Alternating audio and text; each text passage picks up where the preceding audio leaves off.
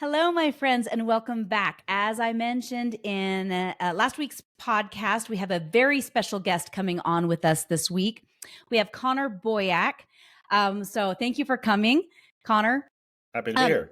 Yeah, super excited. So Connor is an author, a public speaker, a TV show producer, a podcaster, and a libertarian communicator. He's the founder and president of Libertas Institute, an award-winning free market think tank and educational organization responsible for changing over 100 laws across a wide range of issues.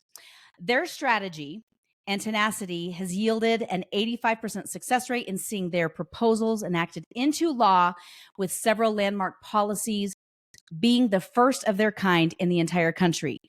Through the Institute, Connor and his team have reformed laws on a wide range of issues: drug policy, privacy, transparency, property rights, free associational, criminal justice, and parental rights. And now they're attempting to scale their work across the country to have a national impact. And more importantly, on my end as a mother, he is also the author of the Tuttle Twin books. It's a children's series introducing young readers to economic, political, and civic principles, with over 4 million books sold. Now, he's of special interest to me. I'm excited to have you on because a child from my city, Jaden, who goes to a charter school here, contacted Connor after the Don't Tread on Me flag. After Jaden got in trouble for having the Don't Tread on Me flag, they were claiming it was racist. Obviously, they did not know American history, which is sad since it's a school institution. And so Connor has been able to help with that situation. So thank you so much for coming on today, Connor. Yeah, I didn't realize you were in Colorado Springs, so I was actually in your neck of the woods a couple weeks ago to go visit Jaden. My wife and I flew out to Colorado for the weekend, and we hung out at the Broadmoor with Jaden and his family, took some photos. The kid's a stud. We interviewed him for our podcast. We have a Tuttle Twins podcast, and my goal is to make 1 million more kids like Jaden. I mean, here's a kid who had been reading the Tuttle Twins for years. He knew about American history. He knew about free speech. And when the opportunity was presented for him to stand up for those things and to see through the nonsense that the teachers and the administrators had been pushing on him, he was prepared and he was ready to act. And what would the world be like if we had thousands, millions more kids like him who were reading true principles, learning about these ideas of a free society, and then in their own way, on their own time, their own path, when they're presented with those opportunities, when they're 12 like Jaden, or 22 or 52, that they can stand up and that they can push back and they could stand for truth. That's kind of ultimately what we're after. I love that. I love that. Now, we actually we have several of the Tuttle Twin books. And again, if y'all aren't familiar with them, you moms out there, this is the first of this is the 13 book series, correct? Right. Yeah. The children's series. I have a whole bunch on my shelf, but I've never counted exactly how many I have. And I actually just ordered a couple weeks ago the America's History book, which I'm very excited to have. I have several friends who are like, have you seen this? It's amazing. So Connor, what was it that made you decide that got you into writing? Well, first, let's talk about the Libertas Institute. What made you decide to found the Institute? And then let's go from there. Yeah, and that actually is a good segue into the Tuttle Twins, because the story starts with me trying to figure out how to make a difference. I bounced around a few organizations. I joined here, I joined there, I volunteered, and I was trying to find where my home was for my energy, my desire to kind of engage in the issues in our community. Couldn't really find any organization that was really a good fit. So I finally said, heck, I'll just start my own. And in 2013 is when we launched the organization. It was just me. I had no clue what I was doing. I was a web developer. I built websites for a living. And, I have no formal training in law or economics or history or any of these things that, oddly, I am most known for today in affecting change in and communicating about. So I had a lot to learn, and I made a lot of mistakes, and it was slow going until, the snowball going down the hill kind of gets bigger and bigger over time. So we've been around for about a decade. We work primarily in our state of Utah, where I now live. I'm from San Diego, but been in Utah for a while. And so we work at a state level in Utah, but then also around the country. So a resource for your listeners, if you're wondering who are the groups in your community, in your state, trying to affect change from a conservative, libertarian, free market type of perspective, there's an organization called State Policy Network. And the website is very simply spn.org. And when you go to spn.org, there's a little map, a directory that you can click on, and you say, oh, I'm in Wisconsin or I'm in Nevada or whatever. And it'll show you the groups working in your backyard. So reach out to them, join their email list, follow them on social media, go to their events. It's a great way for families, especially with limited time, because we're all busy, to support. Maybe it's you throw them a $50 donation, maybe you go to one of their galas or whatever, but there's ways to get involved with minimal effort to still have an outsized impact. And it's the organizations like ours working around the country that could use the help of the community to push for the stuff that we're trying to fight for. I love that. I love that. And I'll make sure to include that in the show notes, the spn.org, so that people can click on that. So let's talk about the Tuttle Twins a little bit, because what I found very interesting, like when I first started homeschooling, I was trying to find, like, what are some good ways to teach my children civics and government, and how can I teach them American history? My teens went through one of the Thomas Jefferson education courses. We drove up to Denver for that. But for my littles that are still in elementary school, I struggled to figure out the best way to communicate really difficult principles. And then I happened upon the Tuttle Twins books. There's more than one. But what I love about them is how they take really complex ideas and philosophies and things that our country was founded upon, and they make them simple enough for children to understand, which I also think is interesting, because I think most adults don't understand a lot of these concepts. Like, half the people I talk to are like, oh yeah, we live in a democracy. I'm like, really? Sure don't. You missed government in high school, or they taught you wrong, right? We're in a democratic republic, but nice try, And so I think a lot of adults don't even know a lot of these principles, and yet these books teach in such a simple way these principles and these foundations. How did the process come about creating the Tuttle Twins? Like, what happened? Because you homeschool your own kids too, correct? We've homeschooled them since the beginning. And when I was running this think tank, here I am fighting for freedom, changing these laws, or trying to in the early days.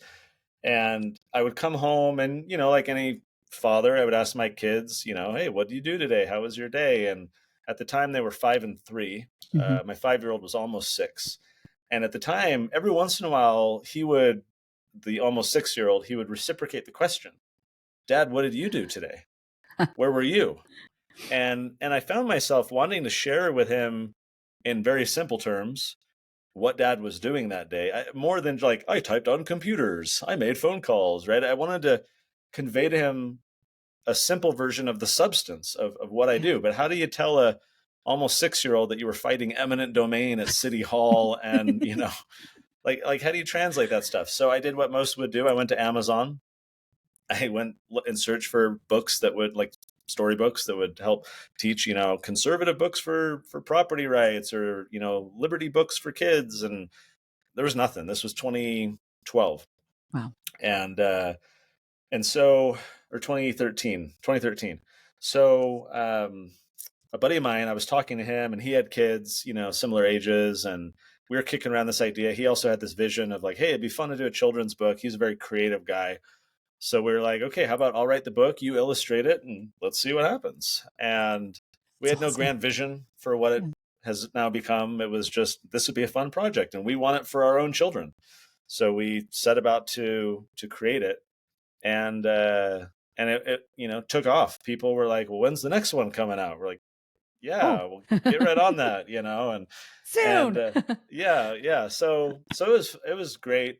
But 2020 things exploded. So here we were for years, 2013 through 2019, and that's like 6 years. This was just a self-published side project, not really this like big endeavor. And so across those 6 years, we sold a total of about 750,000 books, which I was Wow. blown away by, uh, and tickled pink.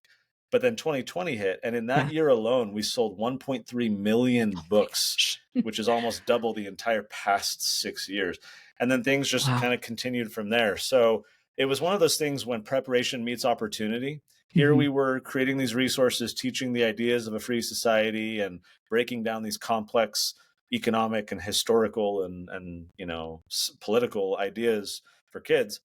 And then all of a sudden the world goes crazy and parents are like, what happened to my country? This isn't the country I thought, I grew up in. And they also were on the search for, how do I talk to my kids about this? Or, hey, I have to homeschool now because the school's shut down. What do I use to teach my kids? So very quickly through word of mouth, a lot of people were recommending our resources and they just took off. And you're right. What you said earlier is very true.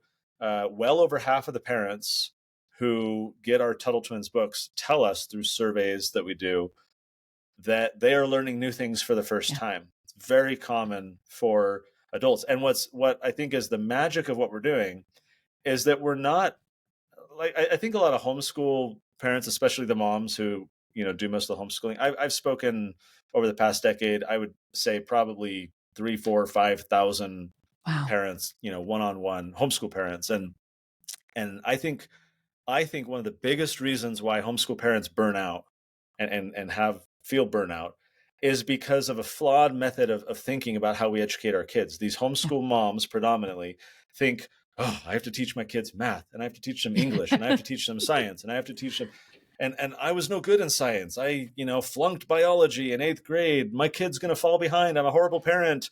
How am I going to help my child understand science? They think that they need to be the knower of all the things Yeah. in order to transmit those ideas to their kids, this very authoritarian model of teaching. And so with Tuttle Twins, we say, you don't need to have any prerequisites. You don't need to know this stuff. You don't just sit down and read a fun kids book, a storybook with Yeah. your kids at nighttime. And they're going to learn these ideas that we sprinkle in through a fun story. And the illustrations will catch their attention because Elijah does a remarkable job. And hey, mom or dad, you're probably going to end up learning a thing or two as Yeah. well. And so the whole family is learning together, talking together, have meaningful discussions about the ideas. And so that's what we're after, is not requiring mom or dad to know this stuff at all.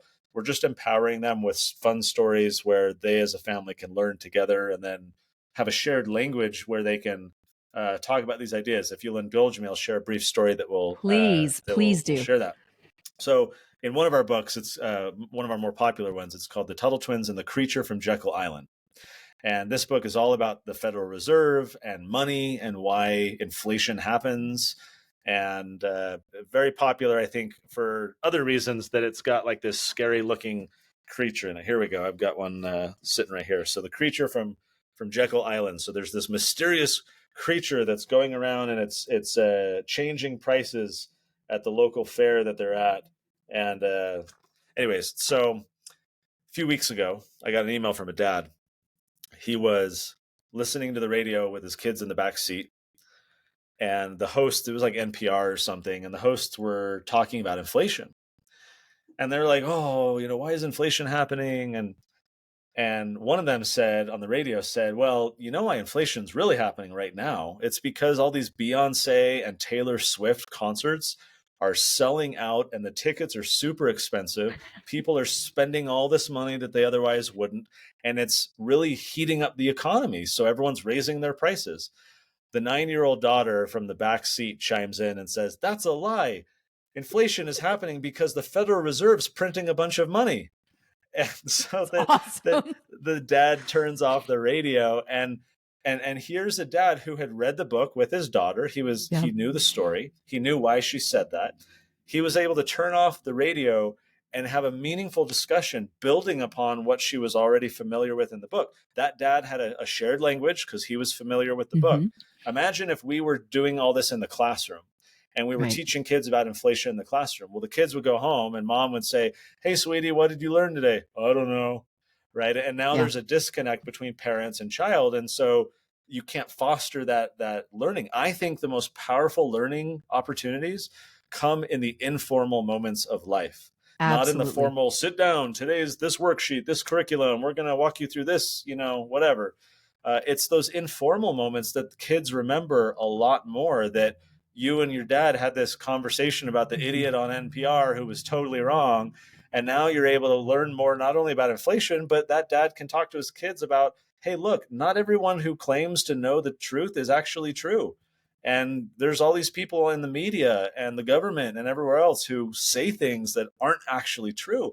Let's develop critical thinking. Let's be skeptical of authority, and on and on and on and on.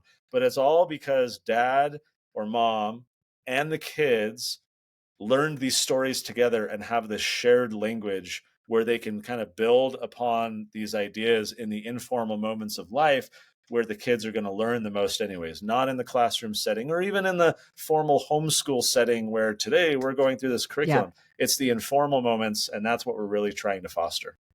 Well, and I think you bring up a good point because as most of my listeners know, we are eclectic unschoolers.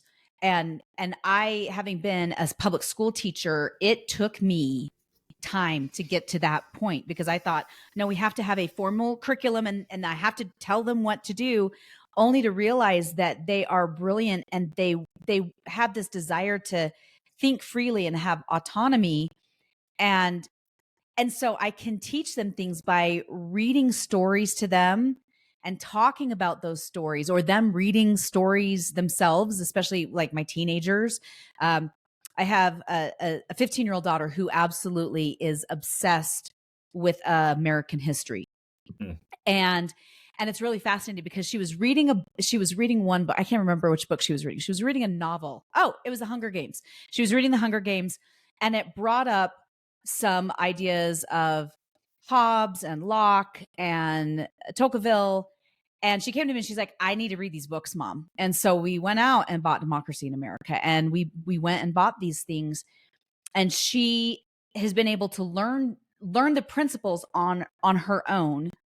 But we have that environment in our home where there's freedom for her to research and time to look things up and question and wonder. And I feel like that's something in our public school system right now that's dead. I mean, kids come in, they do what they're told, and they get their work done, and then they go home and do their homework, and then they go to bed. My 16-year-old son this last week decided he wanted to stow away to a public school and go to a couple classes with some friends. So he did. This is not his first time. He's done it before. He'll go to a couple classes, come home, and he's like, "Oh my gosh, it's always a reminder why I'm so glad we're not in public school, because they tell you exactly what to think, how to think it, and I just like it, Mom. I don't like it." So, but I'm like, "Well, that's a good thing that we're homeschooling then, isn't it?" So, okay, couple questions. Why do you think it's hard for parents to teach their kids these ideas on their own? Well, let's tie it back to your daughter's example, where she's kind of following her own path and figuring out, oh, I want to learn this, I want to learn this. One of the biggest reasons why I think the government schools fail is that for a century, they've used what I call a just in case method of instruction, Hmm. right? Just in case you ever need to know the quadratic formula, you're sitting in a math lab at some rocket science company that you happen to be employed at, and your boss says, "Quick, what's the quadratic formula? Otherwise, this rocket's going to explode," right? Just in case that future circumstance ever happens, we need to drill this into your head right now. Just in case you become a marine biologist in the future, you need to learn that the mitochondrion is the powerhouse of the cell, right? And we drill all this crap into kids' minds, this rote memorization, this very conveyor belt curriculum that Mm-hmm. every kid needs to learn at the same age, in the same way as everybody else. It's this just in case. It's this fear-based approach of, we don't know what you're going to be in the future, what you're going to do, so let's just bombard you with all these knowledge tidbits just in case, so that you don't fail in the future. Now, that is a very inhumane method of learning. And why do I say that? Well, we as adults, none of us use a just in case method of learning. What we as natural humans, outside of this fictional, weird, arbitrary experiment that I call the public fool system. The way we all learn is not the just in case method, it's the just in time method. Like nobody, when their refrigerator breaks down, thinks, gee shucks, I'm glad that 13 years ago when we got this refrigerator, I read through the owner's manual so that I would be prepared for this. Like nobody does that, right? No, they don't. Just in time for when you need to acquire knowledge, you go to YouTube and you watch a video. You call your uncle who's a mechanic. You read the instruction manual. Like Yep. when I had to change the tire on my wife's car last year, we had a flat. And I'm not a car guy. I'm more of a tech guy than a car guy. So I generally knew how to change a tire. But her car, like the latch was weird to get the spare tire off and everything. I went and I read the owner's manual just in time for when I needed that information. I acquired it and then I was on my way. Your daughter, here she is, just in time for this curiosity, saying like, hey, I actually have a gap in my knowledge about Alexis de Tocqueville. I just read about him here, or I was learning about him here. I'm going to go learn this because it satiates my current curiosity and what I want to be focused on right now. It's not sitting her down and saying, thou shalt memorize democracy in America and all these quotes from Alexis de Tocqueville, just in case you ever want to know about them in the future. So that to me is the breakdown. And I'll tell you this, I really don't like the term homeschooling. I mean, I use it. It's because we all use it. Yeah, it's what but people I don't know. like the term because so often I feel like parents are schooling in the home. Yes. They think that, it's the four walls of our home on our own schedule and we can change, tweak around the margins and yay, we're homeschoolers. And I'm like, if you're still using that authoritarian model, if you're still using this just in case method, if you're clinging to curriculum that someone else has, I'm not saying curriculum is bad. We use a lot of curriculum, but curriculum has to serve the interests of the child and what they're focused on and what their path in life is. And so you need to customize everything. So don't think that because they're sitting in your living room, you're now homeschooling. At best, you're basically a deputized teacher for the government school system in the four walls of your home until you break that mold and you realize that true education is unique and it's adapted to the individual and what their interests are, that not every child needs to learn the same things in the same way at the same age. It's a very liberating thing, but it's also a very terrifying thing for parents to realize because, stepping off the conveyor belt, you lose the security of doing what everybody else is doing. And you lose the confidence and the guarantee that your children will learn everything else that everybody else is so they won't fall behind. It does take a leap of faith. It does require having confidence in the long view that if we empower our children to focus on what their path in life is and cultivate their curiosities and their interests, that they will be a far better human, more prosperous, more peaceful, more happy in the future. It does require that act of faith. But I have seen in every family I know of that has taken that that leap of faith, that the dividends pay off, that those kids are happier, they are more successful because they were able to live life on their own terms. They were able to live an authentic childhood, like a mini adulthood, not this fake weird environment where we put them in this factory school and put them on a conveyor belt, but that we treat them like people. We treat them like the golden rule says, like we would want to be treated. No, none of us want to memorize, read the refrigerator owner's manual just in case in 13 years it breaks down. None of us want to do that. Why do we put our kids through this weird experiment? So my call to action for parents is let's treat our kids as adults that we're incubating and find ways to empower them with these innately humane experiences of learning that can best empower them. I think you hit the nail on the head with that. I get pushback sometimes with people in my community, people at church, because we believe in child-led learning. This morning, people will say, well, what is your 11-year-old doing for math? And I'm like, well, he asked for a math class because he does love math. He's 11. He's taking algebra now. He's zipping through it, right? He was in pre-algebra. He was in that for a little bit. And he's like, no. I want some harder stuff. I'm like, fine. But he'll do that for an hour. And then he's like, I really, really want to just work on my Adobe animation. This is what I want to do. I want to animate. And so people are like, you let him animate for a long time each day. And I'm like, oh, he'll animate for 6 hours in a day. And I don't have to push him. I don't have to prod him. I don't have to go, hey, Are you getting your stuff done? As a matter of fact, this morning my husband came in and he's like, "Did you know Jacob? It it's 6:30 a.m. and he is on the computer animating." And I said, "I'm aware." And he goes, "Why?" And I said, "Well, he told me that he has 6,000 frames to finish, and he asked if he could start earlier and if it would be okay to use my computer earlier to animate, because I have the most powerful computer in the house and it can animate." And he's like, and Jacob said, "Mom, I have to animate. I've got 6,000 frames to get done by Friday." And my husband said, "Well, who did you tell me I have to have 6,000 frames done by Friday?" And I said, "No, he said he like it was a restraint that he put on himself because for whatever reason he feels this need to get his animation up so that he can put it on his YouTube channel." And again, I've had people say, "Well, aren't you concerned about that?" And I'm like, 65% of the jobs that our kids are going to have not been invented yet. Yep. And they have to know how to use things like YouTube. They have to know technology. But if they're spending hours studying quadratic equations or studying whatever thing that our school says you have to learn, they're not going to have the time to learn the things that they actually will need to learn Yeah. in the future. So I often share the story of Erica Goldson. She was a valedictorian of her class at a government school in New York about a decade ago.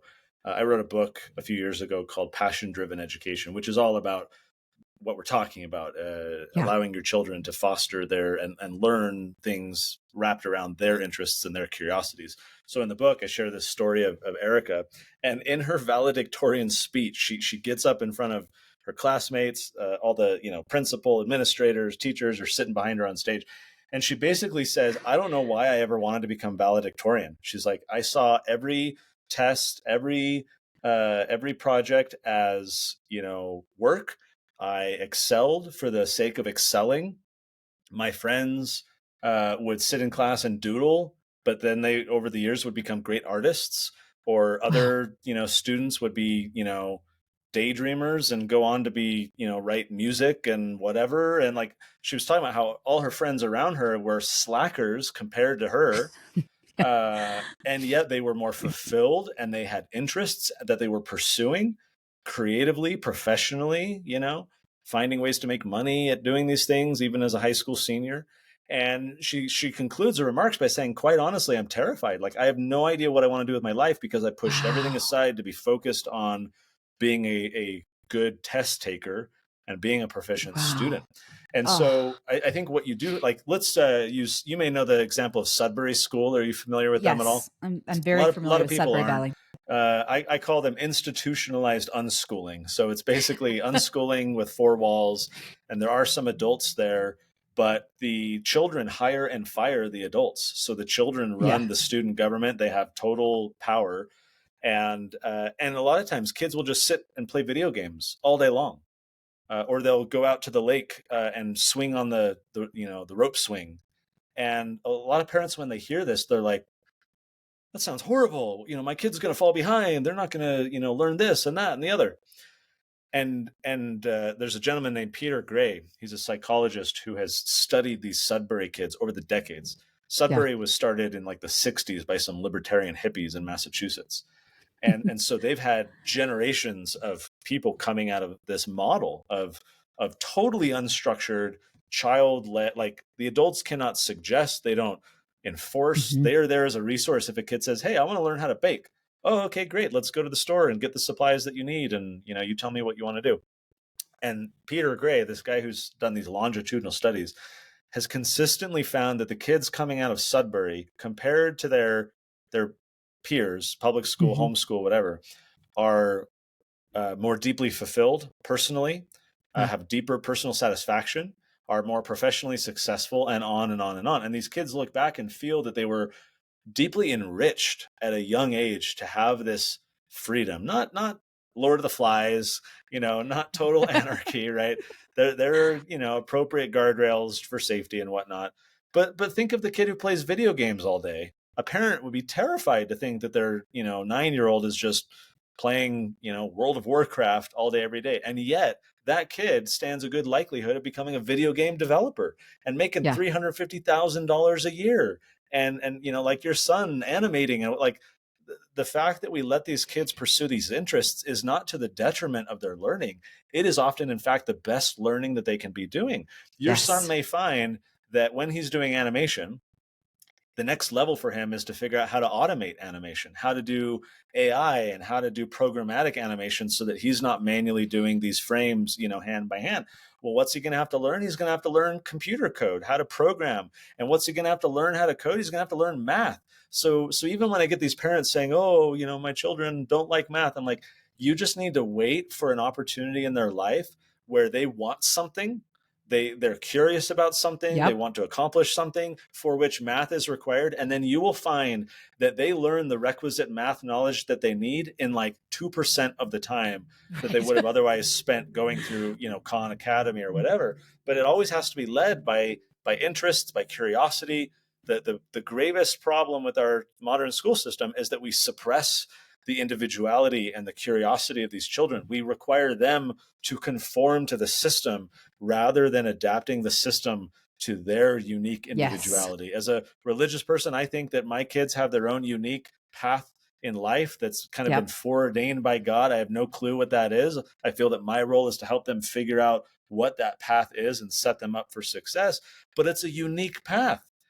I would be horrified at putting some template on them that some curriculum committee or school board or somebody else decreed that every 9-year-old needs to be this way.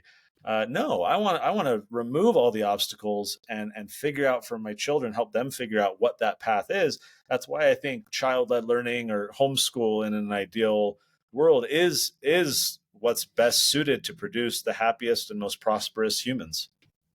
I absolutely agree. And it's so interesting you brought up Peter Gray, because just yesterday I was reading a quote by his, and I've talked about him quite a bit on the podcast. Cool. But one of the things that a quote that I read, it was like there's so much info, and I'm totally terribly paraphrasing, but there's so much information in this world that we only get a sliver. And isn't it sad that all children learn the same sliver? Like, yep. You get that, just get to learn that little taste, that just for everybody. So why do you think, as far as homeschooling goes, in why do you think the number of homeschooling families has tripled across the country? Well, I'll answer that this way. So there was a group that recently got together, called themselves the National Commission on Excellence in Education. They spent 18 months going across the country trying to assess how well the schools are doing, how well American kids are learning. This was public and charter schools. And they did like a big listening tour. They talked to teachers, they had town halls, they were reviewing curricula and everything else. At the conclusion of this 18-month study, just recently, this group put out a report called A Nation at Risk. And in that report, they said, and I quote, that America's educational foundations are being threatened by a rising tide of mediocrity. Wow. And that if a foreign government had attempted to impose upon America the very mediocre educational performance that now exists today, they said, we might have viewed it as an act of war. Wow. As it stands, we've allowed this to happen to ourselves. Wow. Now, the grand reveal here is that I fibbed a little bit. This group did not recently hold their 18-month review. This report did not recently come out. It was published over 40 years ago in April of this year, April 26, 1983. The Ronald Reagan administration published this report. They called it an open letter to the American people.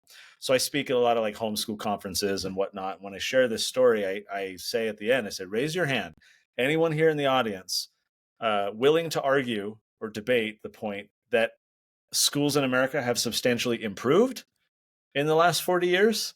And to date, thousands, probably tens of thousands by this point, no one has ever raised their hand, because we all know that things have continued to decline. And COVID shone a spotlight on that. Mm-hmm. And why I feel that homeschooling tripled, I don't think it's suddenly a lot of these parents were like, oh my gosh, look at the Zoom school, look at what my kids are learning. I had no idea.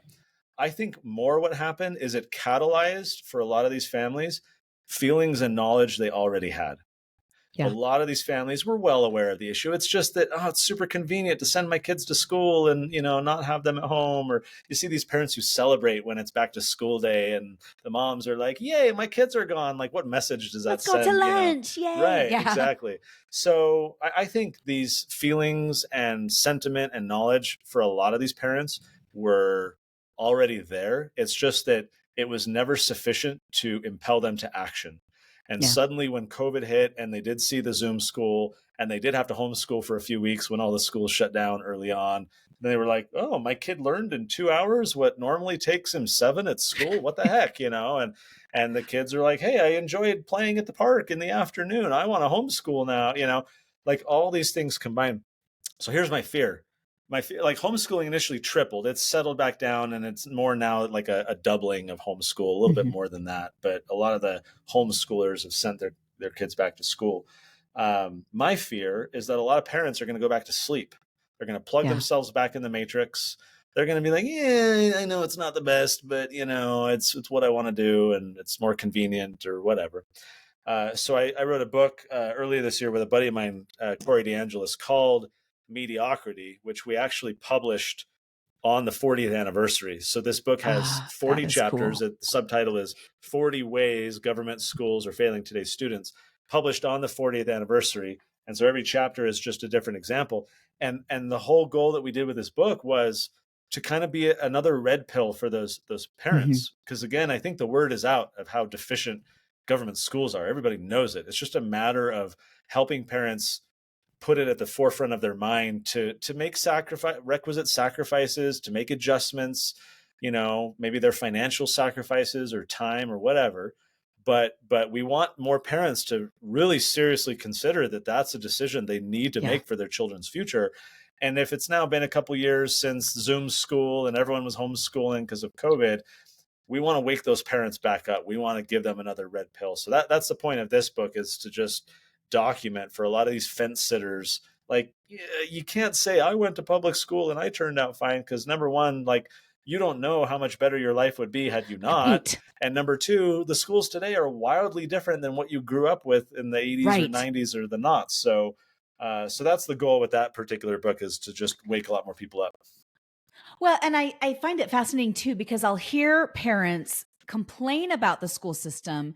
They'll go to the school board meetings and they're like, my kids aren't, and yet when I say, what if you homeschooled, I get this pushback, and then they want to defend this terrible system that they know is bad, that they were just complaining again about, and in the same breath go, and my child has anxiety and depression. Right. And you're like, okay, like, put two and two together. Or was bullied at school or exposed to pornography at the age of 10. I mean, pick your issue. You're right. I laugh over the years. Like, they don't really say this anymore, fortunately. But as you know, then in the early years, like, all the homeschoolers were like, oh, are you worried about your kids' socialization? And, and today I'm like, I am worried about children's socialization. It's the children who are in the government schools. I'm really worried that they're going to turn out to be mindless sheep, that they're going to turn out to, go along with every authoritarian decree that they hear in our society, and that they are like degrading our society by having this just morass of bullying and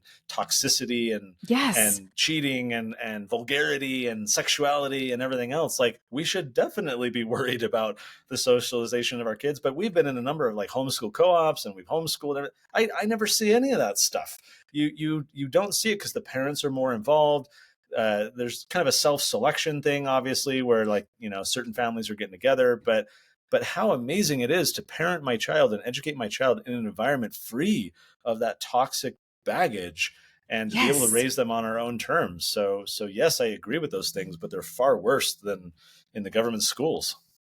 Well, I think it's so. My kids three of my kids they all go to an enrichment program at least once a week. I have one that goes a couple times a week, but and they're different enrichment programs. But it's interesting because one of them is actually a public school enrichment program, but it's different because it's more free. They don't, it's an arts program. They don't have grades. They don't have homework. Their end goal is a play at the end of the year. And when I talk to the three teachers over this high school arts program, they said, it's fascinating because they've all taught in the public school. And they said, all three of them are like, we don't ever worry about the homeschool kids smoking in the bathroom or having sex in the bathroom, or they're like, there's this sense of morality that these kids have, that when we were teaching in the public school system, it was totally different. And I brought up, I'm like, well, you're still technically in the public school system. They're like, yes and no, like the parents decide, the parents have control. We get to, decide the curriculum and what plays we're going to do. But by golly, if the parents don't like it, we will not be doing those plays. Right. Versus when we were in the system, the parents would be like, and then go back to sleep. But they're like, but we never worry about these kids. And one of the teachers is like, actually, my son goes to public school, and yet I look, and the kids here are so much more socialized than his peers in the system. Yeah. And she goes, that's something that shocked me when I started teaching here, because I was expecting the opposite. And instead I get well-mannered, kind kids who are polite to each other, and they don't bully. And I don't worry about drugs in the bathroom. And I don't worry about all these other things that I did when I was teaching in the public school system.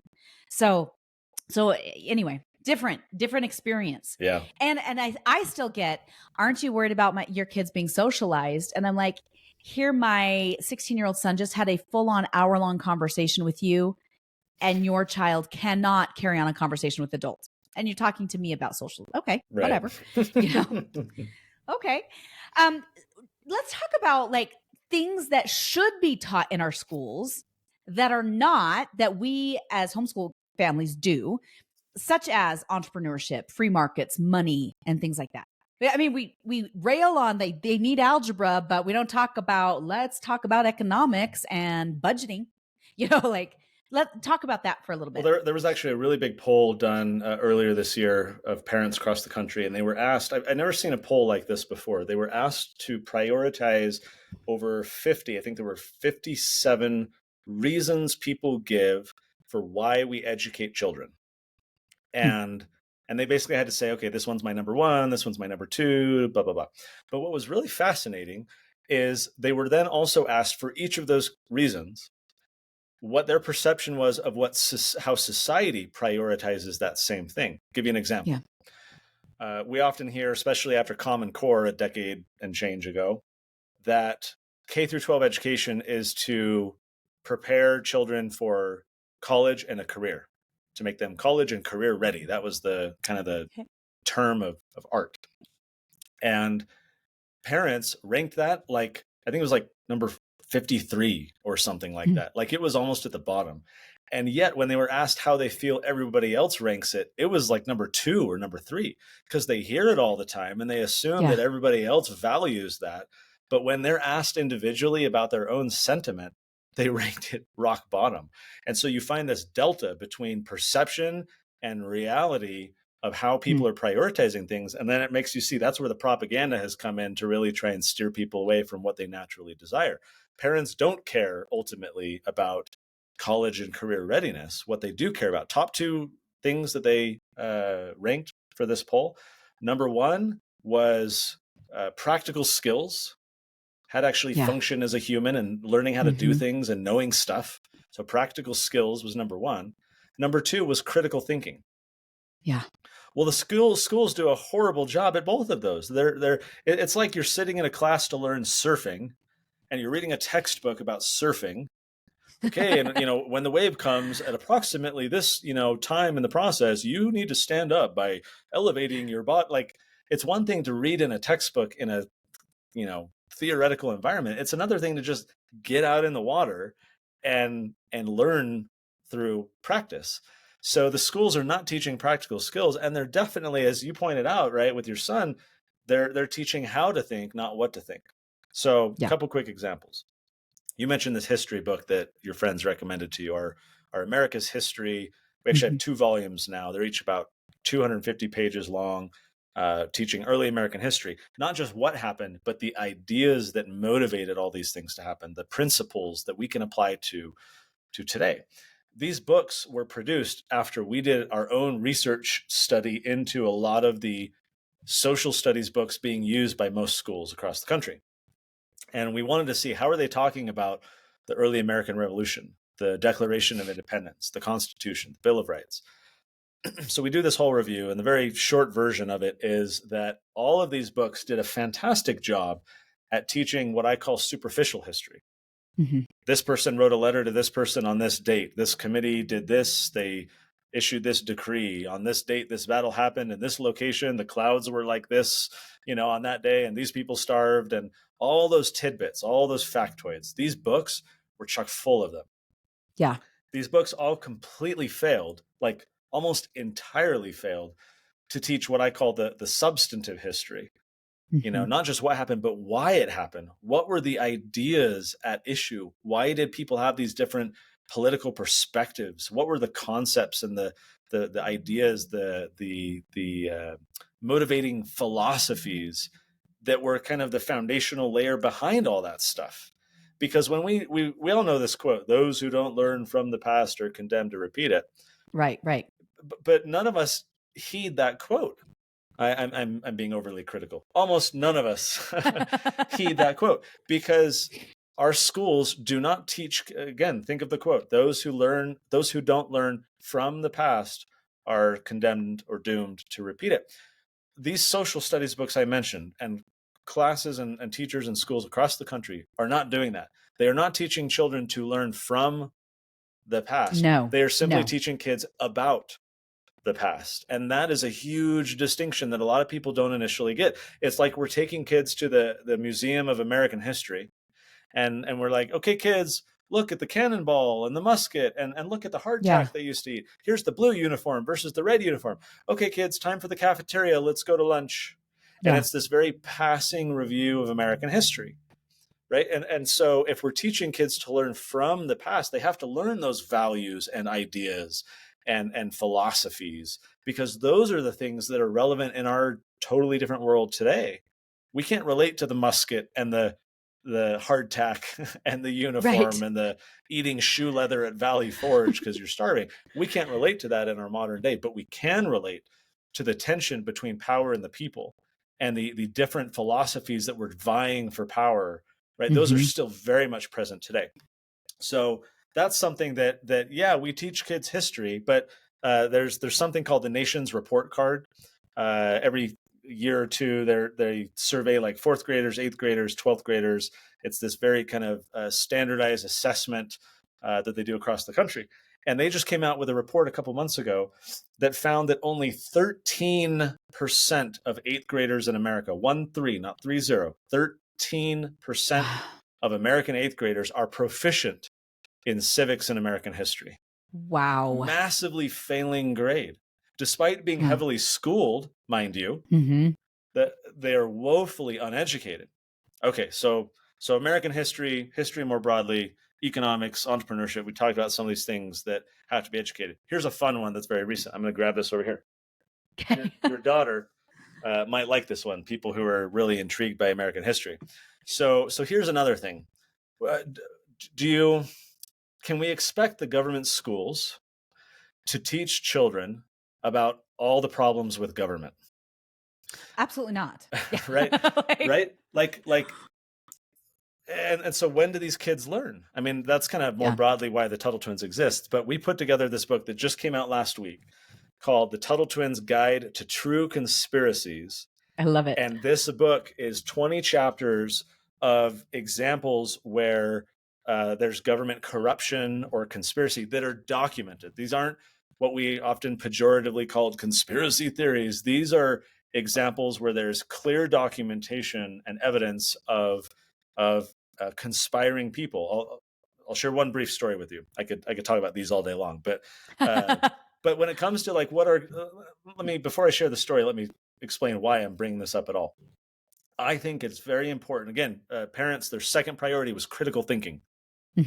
Learning how to think, learning to question what you hear, learning how to be maybe skeptical of authority. What better way is there to teach those things than to provide evidence of past times when people were deceived, when they were not critical thinking? Here's all these failures from the past of what clearly happened. And by learning from the past, we can prevent these shenanigans from happening today. So here's one of the examples I like to share from the book. So this took place during the Cuban Missile Crisis. So you've got, the Soviets coming into Cuba, JFK is the president, tensions are really high. A lot of Americans are spooked that the Soviets are at their doorstep. And yet, polling at the time found that Americans did not want to send the military into Cuba. They didn't want to trigger World War III. They wanted the Soviets to go away. They wanted some maybe diplomatic resolution or some way to contain the issue. But polling was like, nah, let's not send these soldiers. Well, there was this group of kind of radical activists at the time that disagreed with that. They thought we do need to send the military in. We do need to go fight these Soviets. And they came up with a proposal where they said, how can we get more Americans to support going to war? Well, what if we killed a bunch of Americans, but we made it look like Cubans did it? Wow. And we'll blame it on the Cubans, and we'll enrage all of these Americans who will demand for justice that we go to war and stop the Cubans. So this group of radical activists kind of they put pen to paper, they documented their proposal, and they somehow got an audience with the President of the United States to pitch their idea. So JFK reviews personally this proposal and says, we're not doing this, which is why no one's ever heard of this. Well, I might say that if this plan actually was carried out, none of us would have ever probably learned the truth that it was, the American government or others behind it. We would have been told a narrative for decades. Oh, these Cubans once upon a time, attacked these cities, and we would have been told the lies since our childhood. Okay, so what's the reveal here? The reveal is that these radical activists I mentioned, the ones who came up with this plan to bomb Miami, to shoot down an American airliner, to shoot rafts of Cuban exiles fleeing Cuba in search of freedom. The group of radical activists that formulated and officially proposed this plan directly to the President of the United States was the Joint Chiefs of Staff of the United States military and the top leaders of the Department of Defense. Wow. The proposal is called Operation Northwoods, and they literally said that, well, if we kill some Americans to deceive all the other Americans into thinking that it was Cuba, so that they'll send yet other Americans to go to war in Cuba, that's how we can go have a military response. And JFK shot it down. So here's an example of a true conspiracy of what your daughter might find to be some tantalizing American history that no government school is ever going to teach, these examples of government corruption and conspiracy. So this one's at TuttleTwins.com/conspiracies. Just came out. This is part of our guidebook series for teens. We have this is our 6th. So we've got like the guide to logical fallacies. We've got the guide to modern villains, the guide to courageous heroes. And so I share that because it's another example of things that the government schools would never touch in 1,000 years. And yet this, I argue, is critical information for young people to learn about so that they can realize that they're growing up in a world of deception, that they're going to be lied to constantly. And so they need to develop a foundation of truth, number one, but also develop critical thinking skills that are going to empower them to filter out all the garbage that they're going to hear and really try and analyze, okay, is something true or is something not? And this applies to everything. It applies to the war in Ukraine. At the time we're recording this, a brand new war is breaking out between Israel and Hamas, right? And that's not to say that none of the things happening are untrue, but just to realize that as we document clearly from the past, in times of war, especially, truth is often the first casualty.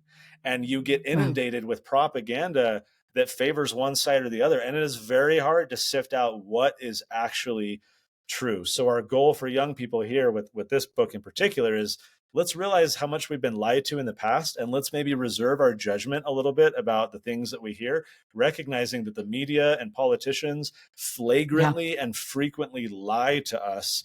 And so if we really want the truth, let's not be so impressionable with every headline we hear or every tweet we read.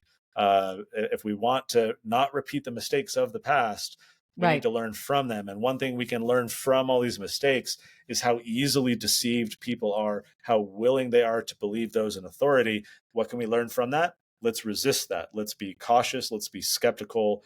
And let's maybe first distrust and then verify, to have a twist on what Ronald Reagan said. He said, trust, trust, but verify. verify. Let's maybe distrust first a little bit and then slowly verify what's actually true. I love it. I love it. Can I share a quick story with you? Yeah.